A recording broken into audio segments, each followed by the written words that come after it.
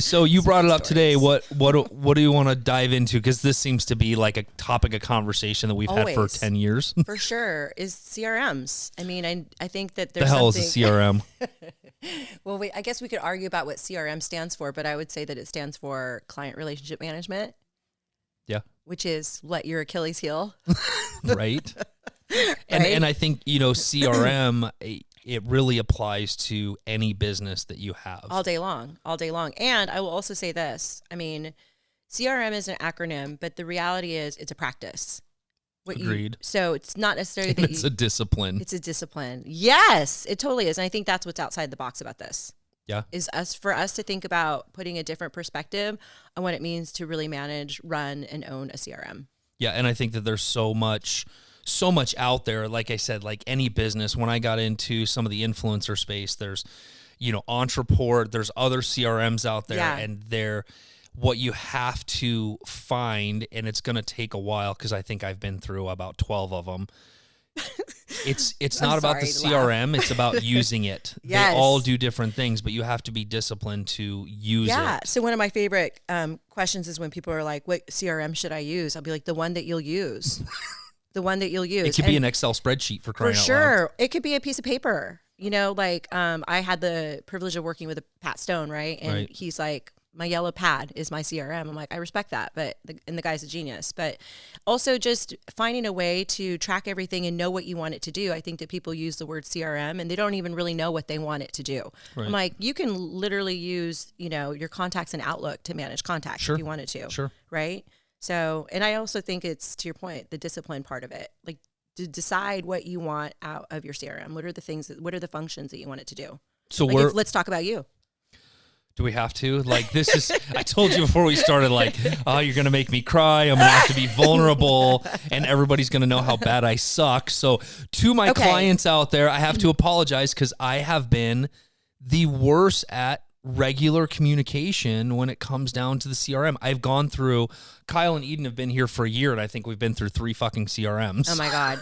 Well, okay. How about this? Let's put a spin on that. Like, look at how successful you've been in spite of the disrespect to your CRM. Yeah, but it's true though. Look how successful you've been in spite of that. Imagine what could happen if we put in some really imagine simple, that's always my thing is like, what would it be if? Yeah. So if we break it down, like instead of thinking of it as like, what's the BHAG stand for? The what? The BHAG, big, hairy, audacious goal. Like instead of thinking of it like that, like just like what's one thing that you would want a CRM to do, and then how do we create a system for that? That's all it really is. I mean, CRM can be a subscription, but it can also just be a mindset about what are the practices that I'm going to put in place to take care of my sphere of influence. Right. Or the community I serve. We didn't start with a story today. I know, huh? What's a good story? What's a good story? I got one for you. Tell me. We'll come back, I promise, to the CRM thing. Because it's your favorite subject, CRMs. Yeah, not really. Like, I'm trying to avoid the conversation. It's like, I can't wait to tell a story. Actually, this story is actually, it's sad to me that an agent put somebody in this position without having an out for them. So we had a client, back in the beginning of the pandemic, they had flipped a house and we represented the seller, and kind of worrisome that, what was going to happen. So, the buyer and the agent had gotten declined a couple of times, but the lender's like, yeah, they need a couple of more months. There's some things. So the seller agreed to do lease option. And so they collected a non-refundable deposit. Okay.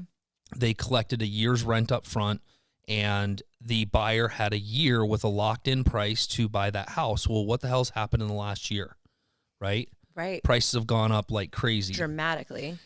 And interest rates are creeping up.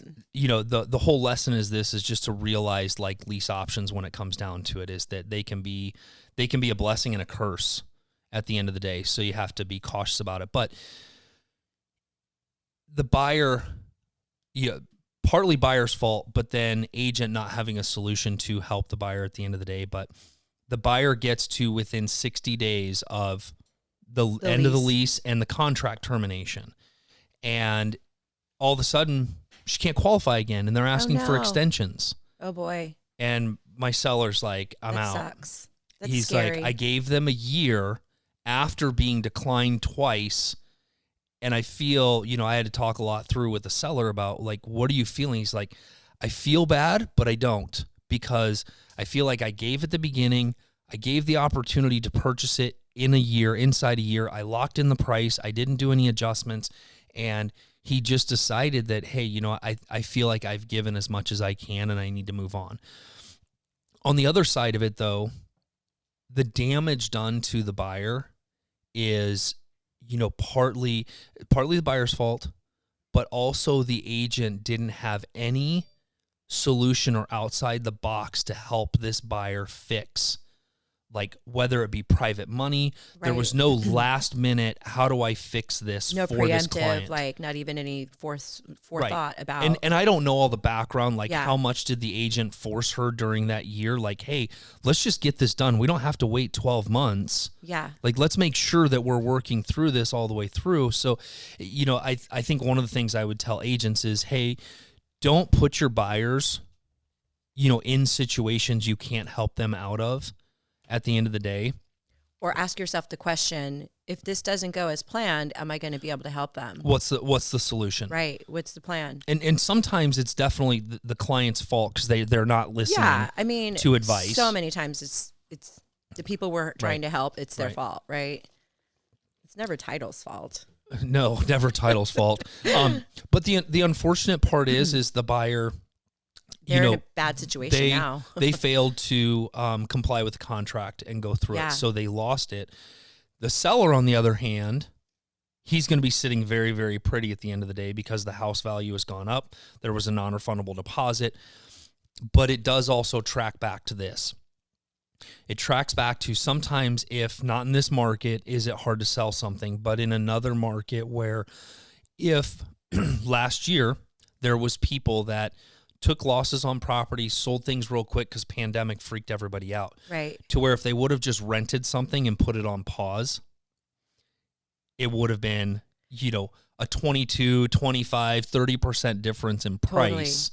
Well, okay, so if you were working with these buyers, what would you have done? I mean, like, how did you even come across the story?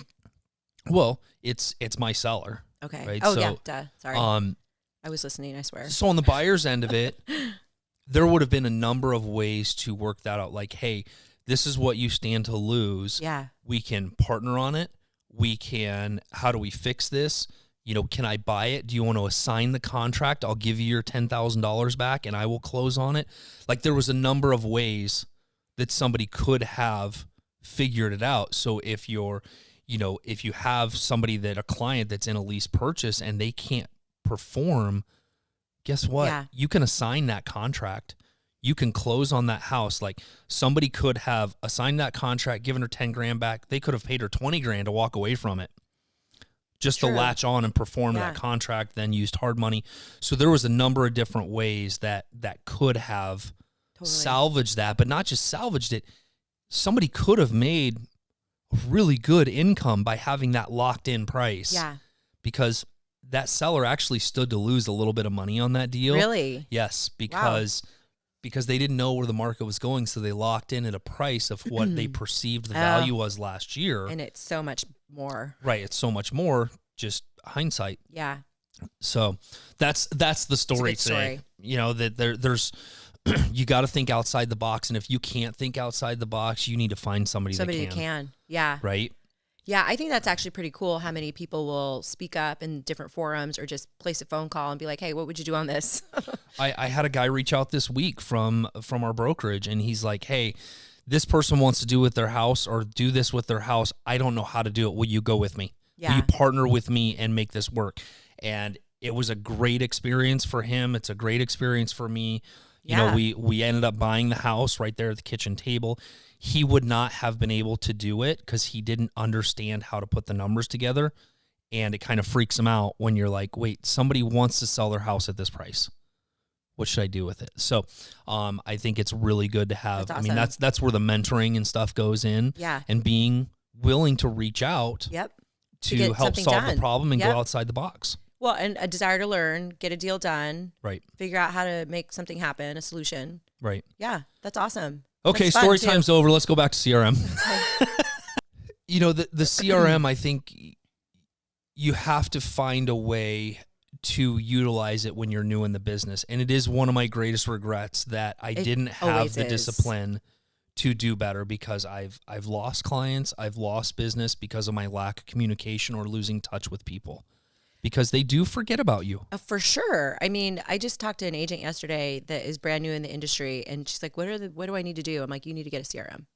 Like, you need to get a free one, do HubSpot, there's a lot of free, but get your people and do it now. Like, how many agents are seasoned and they look back and go, oh my gosh, I wish that I would have put something together early on. Right. Right. I mean, it's so much easier to do it now if you're early in your business than to do it later on when you're, got stuff going all over the place. Right.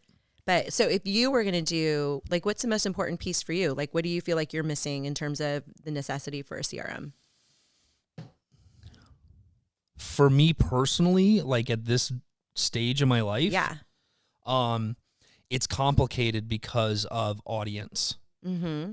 So, if this is such a good segue to the whole reasons why. Yeah, it's complicated. So, if I go back to when originally, most of you guys out there, you're working with buyers or sellers, right? And that's kind of the type of person they are. And then you can get into tags or source. Well, tags is, like in my CRM, there's, second homeowners, there's second home buyers, there's, different areas, different things. But for me, what's gotten complicated is understanding the different segments, because not only do I have buyers and sellers that I'm working with, but I also have investors. Right. The real estate agents are also my clients. Yep. And now here's where, this is where I want to usually throw up. Now you have to figure out how to communicate to each segment of your CRM, because the same thing I'm sending out to first-time home buyers is not the same thing I want to send out to second homeowners or to real estate agents. You can't just blast out the communication, but now you have to figure out and spend the time and plan, what am I going to communicate to these, and what is it that I can offer of value? Yep. Because let's be honest, right now, I'm gonna shit a little bit on our industry. Rightfully so, right? Super. So excited for this. I don't think anybody gives. This is where your ZFG comes in. Yeah, hashtag ZFG. Yeah. I don't think the general public gives a shit that you sold a house for $25,000 over appraised value. I don't think that they care how many houses you've sold.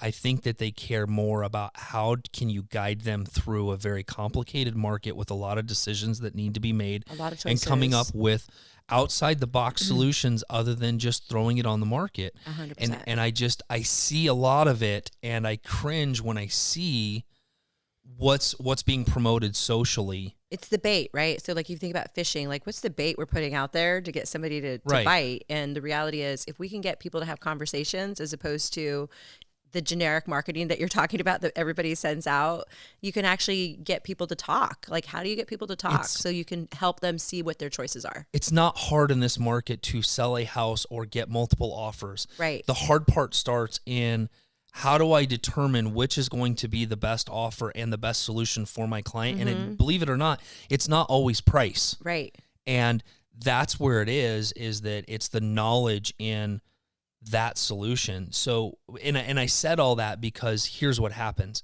We take our CRM and we want to announce in email and text messages the hero in us, rather than the stories of the clients and creating the hero in the people that you've helped. Or people want knowledge of what's happening in the market because they're getting inundated between social media, the news, the newspapers. Are there still newspapers? Yes, there are. Yeah. They need information to help them make decisions, and they need to know that you're there to help them make those decisions. Yeah. And we have the best data. Everybody that works in real estate has way better data than what you can get on social media or from the media. It's just the news agency's data is always so wrong.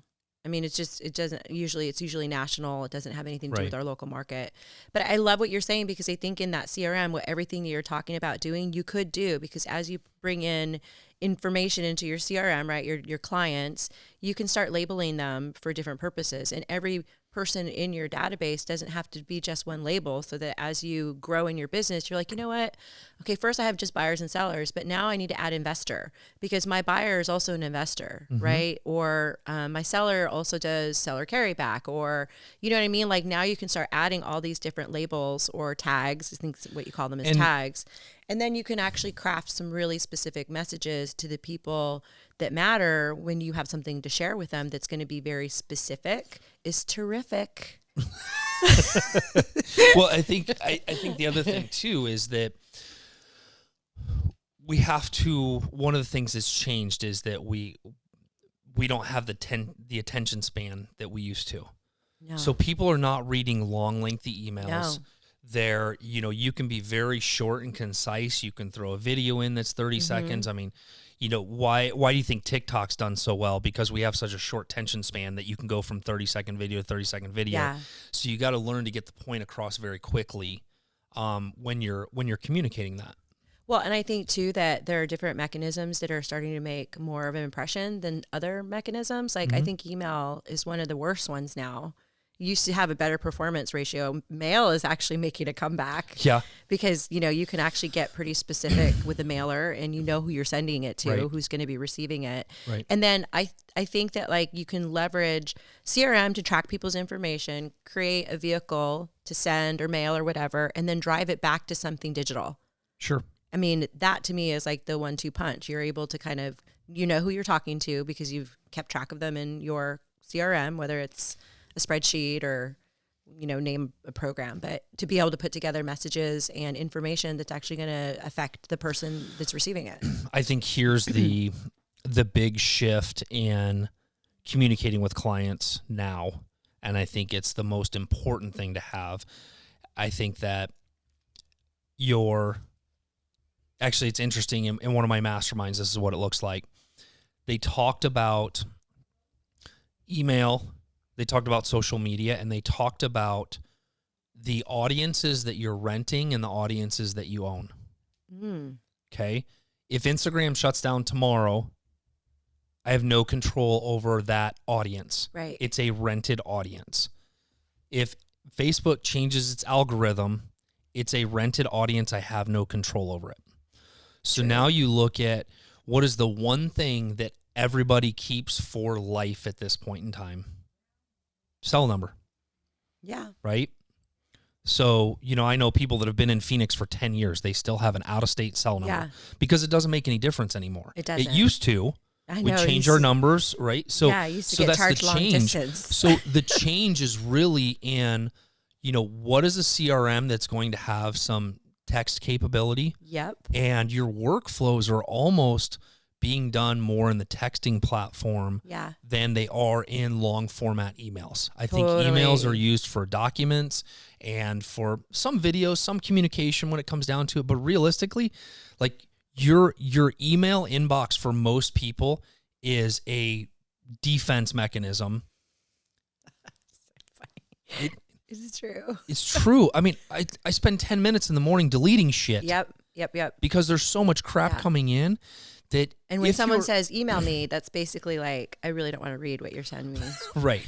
Or I'll get back to it later. Yeah. Because, I had a conversation the other day because I was looking at a different CRM for a certain portion of my business, and the guy called out of the blue. A typical salesperson doesn't ask, hey, do you have time? I'm like, hey, do me a favor. Shoot me an email, and I will get back to you when I have time. Exactly. Because I will flag it and go back to it when I do have time, which might be when hell freezes over. It's almost like become like a file cabinet. It's got a lot of dust on it too. Yes. But the open rate on text is like 93%. For sure. It's easier to read something and delete it or click on a link and go to, because we do so much from our phones now.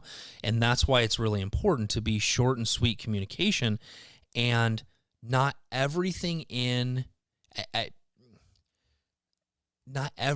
our communication has to be real estate related or business related.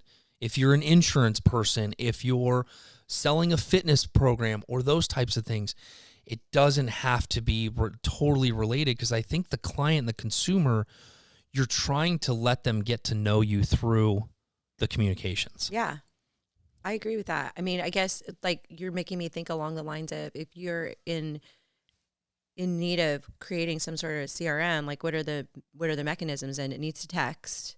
Right. What else? It needs to track your people. You need to be able to have multiple labels. You need to add notes. Well, let's not get complicated. Like, let's start at the basics. The basics. The basics are, does it have the capability for texting and email? Does it have the ability to, I mean, some of the ones, these are the things that I've learned, some of them don't have the ability to schedule an email or a text, which means if it's not in a workflow, you can't schedule it. Like, I can't schedule a follow-up text to automatically text somebody in a week. Okay. So it's got to have some automation to it and some scheduling. Yeah. Right? You've got to be able to schedule. And I think there's two main things that you need to get from. I think it needs to be mobile friendly too. Oh, yeah. Yeah. I mean, it's not about sitting at a computer. Right. But I think it starts with the basic things. What do you need to figure out what you need out of it? You just read my mind. I was just about to say, the first question is, what do you want your CRM to do for you? Right. Whatever it is that you do, like, what are the 3 most important things that you want or need? Right. It's KIT, keep in touch with people. Oh, you're going to use all your acronyms today? I know. How many have I thrown out today? Like 17. KISS, keep it simple, stupid. I didn't say that. I think that is important on the CRM, though. You know, you need a place to figure out how you want to communicate and what it is that you're going to use it for. Yep. And whether you're just starting or you're down the road, you got to figure out those things, because business has changed. Therefore, CRM. And I think some people, this is where the confusion sets in. Like, even for me when I was doing it, and even right now, I'm going back and going, okay, I need to dial down, because 20 years ago, you could take something like Top Producer, which was totally old school, but I tell you what, it worked. I wish Top Producer was more mobile friendly and some of those things, because it did 2 things. It was a great CRM to communicate with clients, and it managed transactions, and you had an all-in-one. And right now, I have looked for years. There is nothing out there that really does what I need it to do in one system, between managing transactions and managing the consumer. Yeah. And that really sucks. But I've realized, like, it may have to be 2 different systems. But part of the reason, it's 2 different hats in the business. You're right. Part of the reason is that my business has changed so much that the average transaction management system won't do what I do.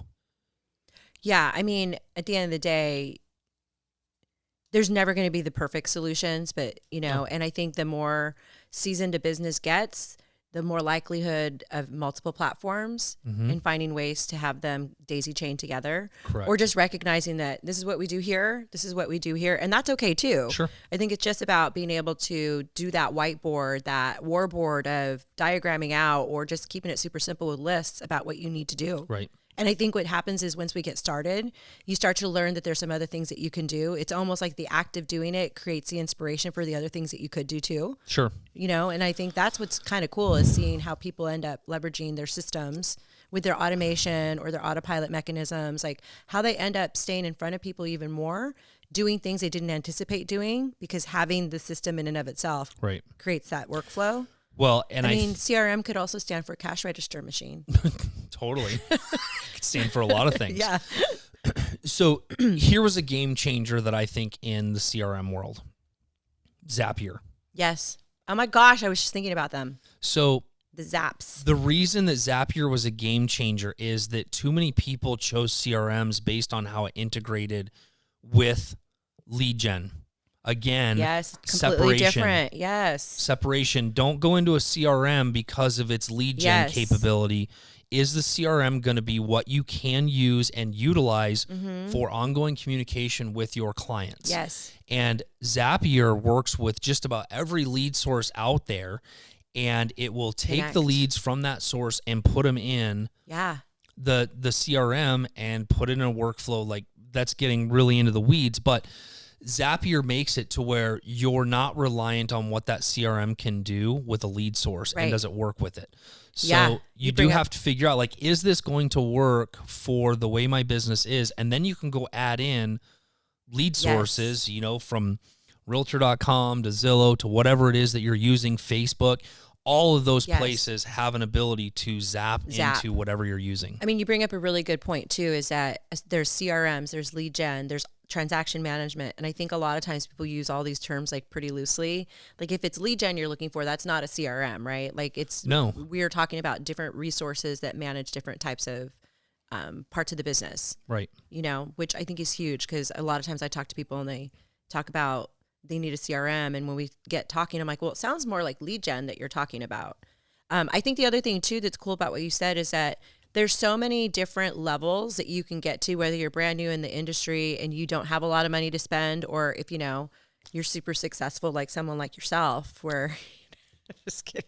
But there are so many platforms that are affordable. So I don't want people to think that, well, I'm not Steve Valentine, so I could never do something at his level. But I mean, really basics are super affordable and or free. I think Zaps are free. Zapier is free.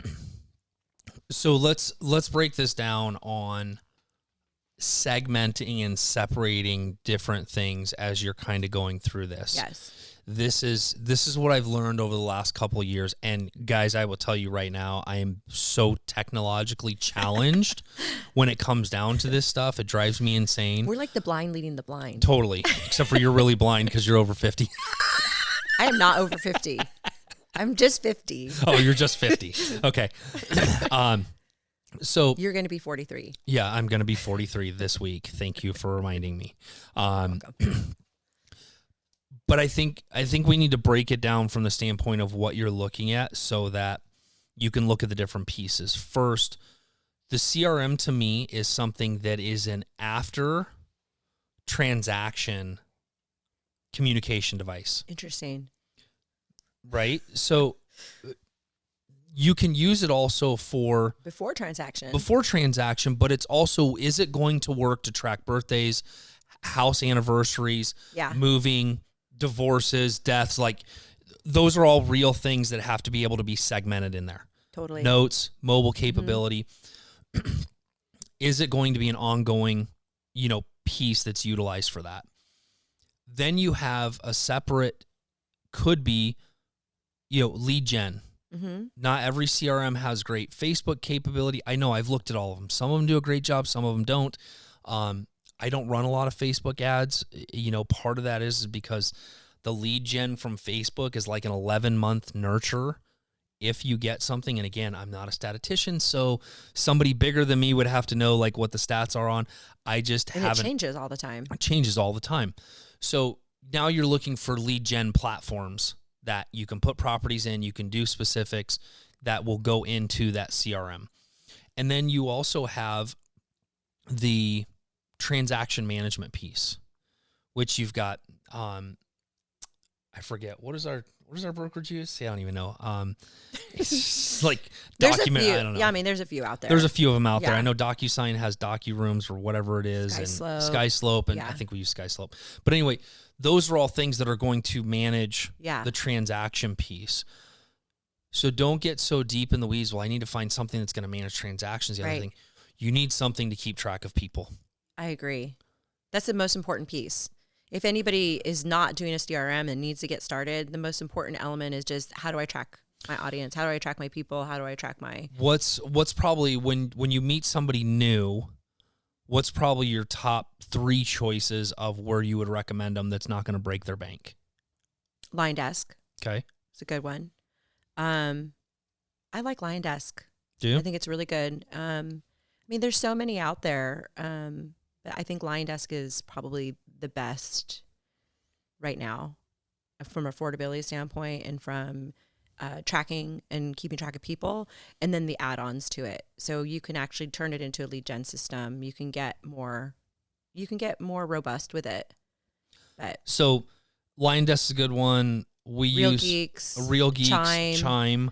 The top producer's still out there. Top Producer.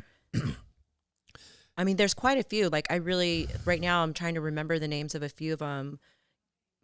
I mean, some of the other ones are not as, I mean, like Boomtown and whatnot. I mean, they're but pretty sophisticated. those are when you go into the sophistication. Exactly. So I will tell you, I've used Lion Desk. Lion Desk is like free for 2 weeks. Yeah, I've used Lion Desk. It would have worked for the client relation. It didn't work for the other things I wanted to do. Yeah. We're using Chime right now. It's going to be great as a CRM. I don't like some of its functionalities on emails and some of the other things, but that's me, right? Like I overcomplicate everything, which means nothing gets done. And You're then just a visionary. Oh, shut up. And then, but then you go into the bigger ones, which people are sold on, is the Boomtown, the Sync. I had Sync for a couple of months, and I'm like, oh, just shoot me.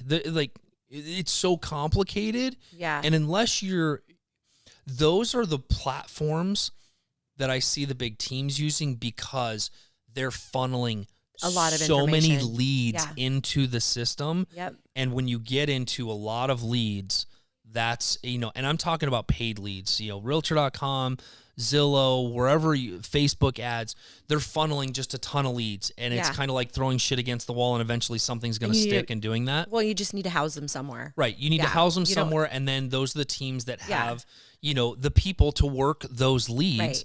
Well, it's almost like dominoes fall, right? Because they're spending so much money on the lead gen. So even if the lead doesn't turn into something, it needs to be housed someplace because I just spent a whole bunch of money to generate this one lead. Right. So we're not going to let it fall by the wayside. And again, it goes to how you are comfortable running your business. Because I will tell you, there are people that are like, no, we're not deleting leads because they could be something down the road. I will tell you right now, if I have a bad transaction or I have a bad interaction with somebody on the phone, they're not staying in my database. Yeah. Peace out. I'm not going to waste good energy after bad. Well, but some people are like, oh, well, we'll just have somebody else, go get a lead out of the ice box, whatever they call it, the pond. But you're the only one that works the leads. Like in some scenarios, there are other people that work leads. Right. Yeah. So, I think at the end of the day, you got to find something that just manages your people. Yep. And whether you're one person or a big team, you got to find some place to manage your people. And I think simple. Keep it pretty simple. Simplest is another one that's out there. What is it? Simplest. Okay. But you got to I have so many solopreneurs that use Lion Desk. And you're right, it's not perfect, but from a perspective of just managing your contacts and then giving you the legs to do other things, it seems to be working pretty well for them. Right. I think the pursuit of the perfect CRM is like trying to find the Holy Grail. I don't think it really exists because everybody's individual. But you got to do something. You can't let that be the reason why you don't use a CRM. Sure. Right? It's really just very important to find the discipline to update notes, keep people's stuff updated, even if you're writing down all day. And I'm still working on this for myself because I talk to so many people and then I'm like, I've got to get these people in or, I've got to get something out to them. But a CRM for me right now, I'm realizing the amount of time that it takes to redraft an introduction email over and over again when somebody new comes in. Yeah. The CRM is also an immense time management system because if you talk to somebody, they're not quite ready to buy, this gets into the more complicated. You can put them on a drip system and, go through that process to where you are kind of communicating with them on a regular basis so that they do know you and you pop up when the time is right.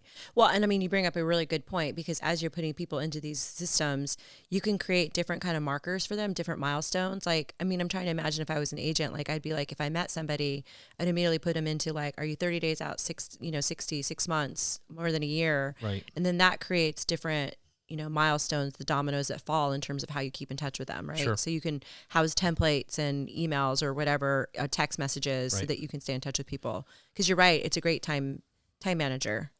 So here's one thing too where I think people get into complicated with CRM. They don't know how to necessarily label their clients. Exactly. So I always loved what the categories. The categories. So I always loved what Brian Buffini did. It's so funny. A lot of people are totally into Buffini. Yeah. So Brian Buffini was big on, and still is, still hear his name, on by referral only. So he segmented the database by A, B, C, and D, and there was definitions behind them. Yeah. You know, your A clients are the people that basically would jump in front of the UPS truck to make sure you didn't use somebody else's real estate agent. You know, your B's, you're kind of working those people from, you know, your C's are somebody that's just kind of out there. So I kind of took that one step further in ours, which made it a little bit easier to kind of understand the flow. So you have to know how you're putting somebody in. So we have 3 different tiers for our clients. Actually, not for our clients, for people. Okay. So if you go in and let's say I had a conversation with you over coffee and we have a good rapport, maybe you're an insurance guy and you're like, hey, you know, I really liked the conversation with him. I would love to be able to do business with that person. So now that person is going to go into what we call sphere. There's somebody I know that I would like to do business with. That you've met. This is where you newer agents need to start out anyway. You're like, who's in my sphere? Yeah. Which is people you know, whether it's family, friends, preschool, whatever the case may be. So you have that sphere. These are people that you've never done business with, but you'd like to. Don't put people in there just because you met them and you're going to go freaking annoy the shit out of them. Honestly, like I remember that whole thing. You're like, everybody you meet should go into your sphere and then you should go annoy the shit out of them. And you're like, I don't even like that guy. Why do I want to do business with him? I agree with that. You only have so much time in the day. Yeah. So you put people in there that you truly want to do business with down the road. You're trying to build a relationship, and the relationship is to either do business with them or will they refer you? Right. And here's where some of the mixture happens. Now I want to get the sphere to either do a transaction or make referrals, one of the two. And then they're going to move into tribe. So tribe is a fan, right? They're a fan of ours. We've done transactions with them. They referred us to something of that nature. Yeah. And then you have what we call it our VIP list. These are people that have referred us more than twice. They've done multiple transactions with us, or they've invested cash into the business into our deed of trust investment side. And so now the goal is to move them through this process. And the funny thing is that somebody can go from sphere to VIP with never actually doing a transaction with you because now they're referring you to their family, their friends, whatever the case may be. So they've skipped the tribe part and they've gone straight to VIP because they're the people that will go run in front of the UPS truck and say, oh, no, you got to do this agent. So what's interesting and complicated in mine is that I have all these real estate agents that are in my VIP. So we will be doing a VIP party this year. I think it's awesome. FYI. Squirrel. Well, we didn't get to do one last year. I know. But it's interesting to see where I'm completely comfortable mixing these real estate agents with my clientele at the same party because these people are contributing to my business. So when I look at my VIP clients, these are people that contribute to my success, and I want to be able to celebrate and communicate and give to those people. I love that. You've got like deal junkies, wealth builders, and influencers all in your midst. Yep. Yeah. Which, I mean, makes for a freaking phenomenal business. Right. Yeah. So that's kind of the way to, if you're going to segment something, your database. So I think that's great because what you just described would be like the great blueprint for a CRM that you don't use. Yeah. It's in my head. Ask Kyle and Eden. Everything's in my head. Everything's in your head. But that's how all of us operate. Like, how do we get to take that step to put something like that? Like what you just described is incredible. Like you have such a clear vision for every element of your business and the categories that people belong to. Like, how do we get people to realize that you could put that into something? It's pretty simple. You're looking at me like I'm so stupid right now. So you have to have when you fire up a CRM, first name, last name, cell phone. Like those are the major. If you don't have an email address, don't worry about it. You can get it later. But those are the major things. You want to try to get home addresses, emails, those types of things. In fact, create a piece of paper that has those main points that you want to get from somebody. If you're on the phone, it kind of jots so that you can go back and put that in. Yeah. Or you can have a link. Or even like, I mean, I don't know. What do you think about this? Like, as you're filling in that person's profile, like knowing if they have a Facebook handle, an Instagram handle, like I would do that today. I would actually start adding that to my CRM, like finding out what people's Instagram handles are or so Facebook pages.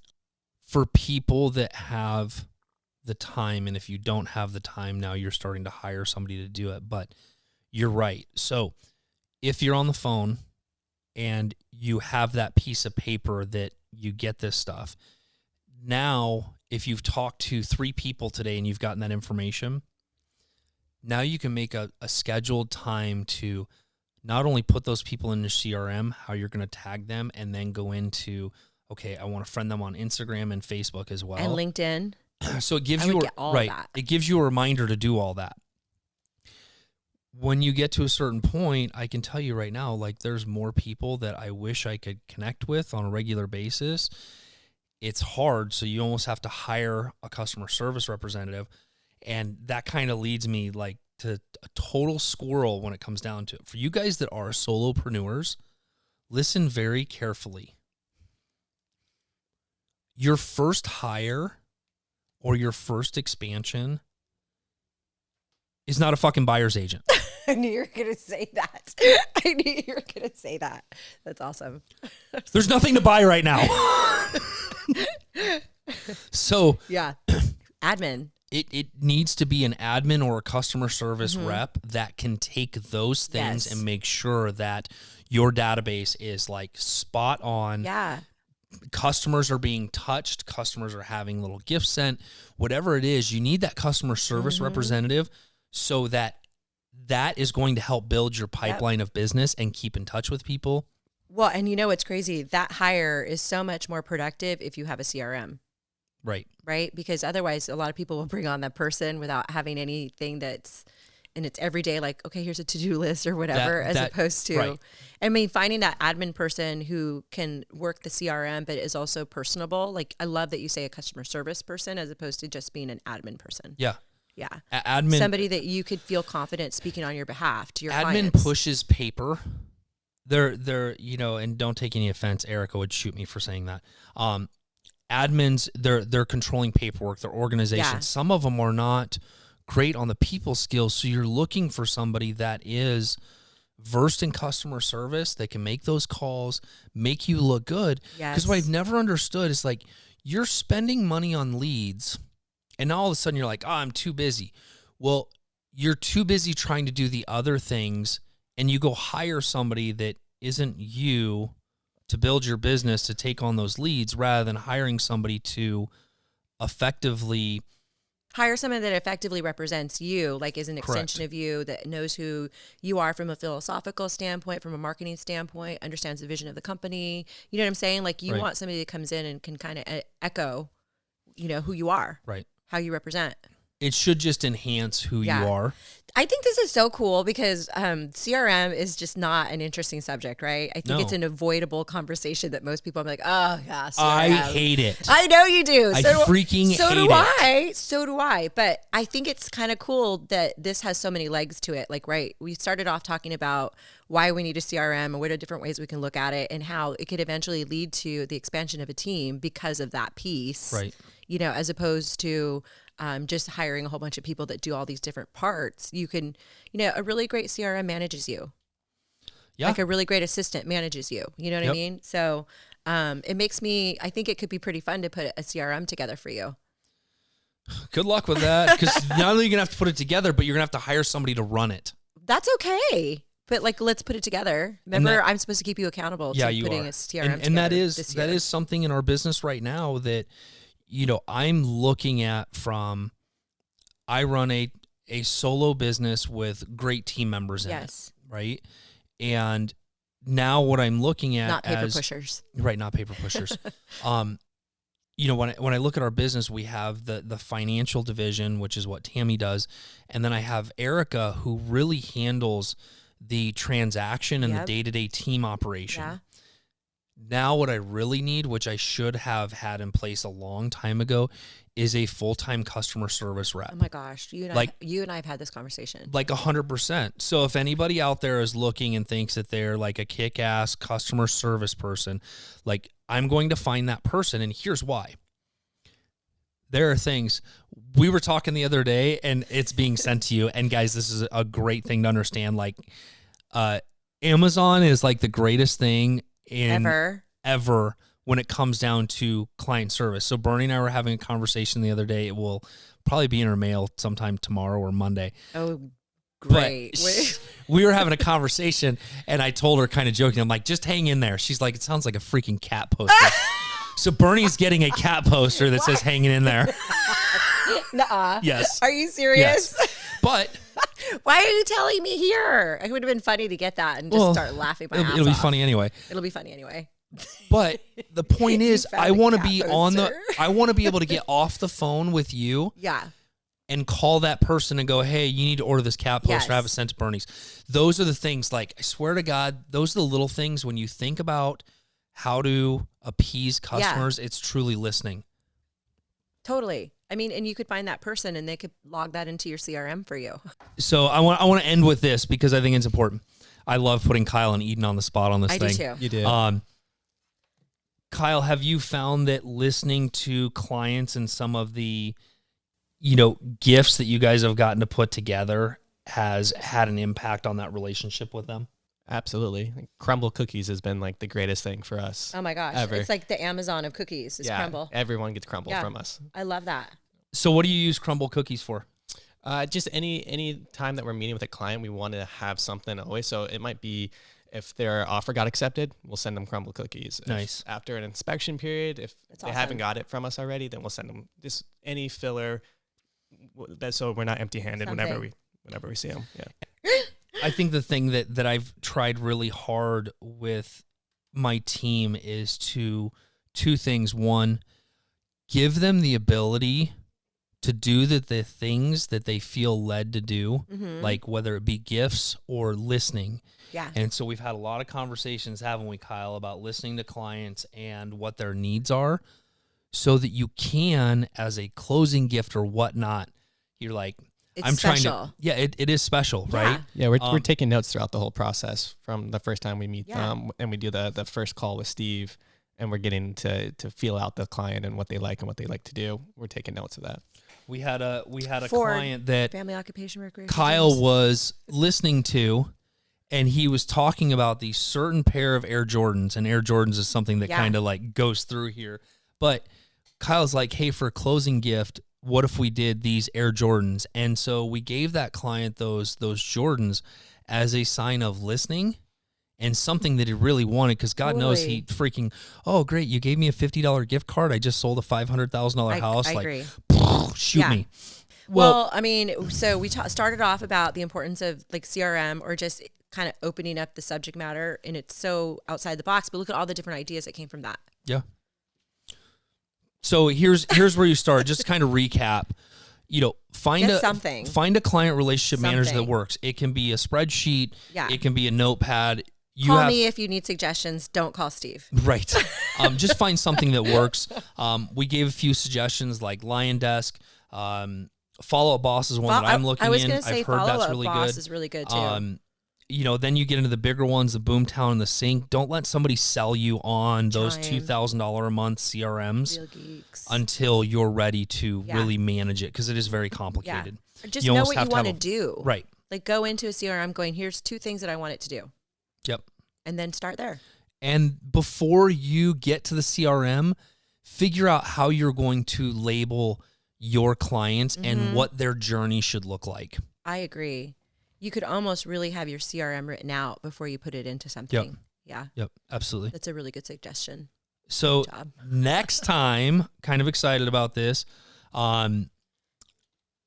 Corinne Wynn's going to join us next week. Yeah, Corinne, my girl Corinne's going to be here next Friday. I know. Yeah. I love Corinne. I do too. She's I love her more. Okay. she's awesome. But if you didn't know, like the conversation with Brian is that we're not going to get into all their points of success and what they've done. We're going to do a little bit of it, but just really where she's at, what she's doing. Conversation. Conversation. So we're excited about that. Yeah, very cool. Me too. And don't forget to follow us, DM us if you need something. We'd love, for you to share what we're doing. And hopefully this episode is really helping just about anybody out there, no matter what business it is, that it's kind of helping you in that aspect. And again, to my customers, I'm sorry, I suck at this part. I'm really trying to get better, but it is one of my weaknesses. Okay, Bernie's going to hold me accountable. I'm not sure when that is, but we'll figure it out. Yeah, I will. See you guys. Bye.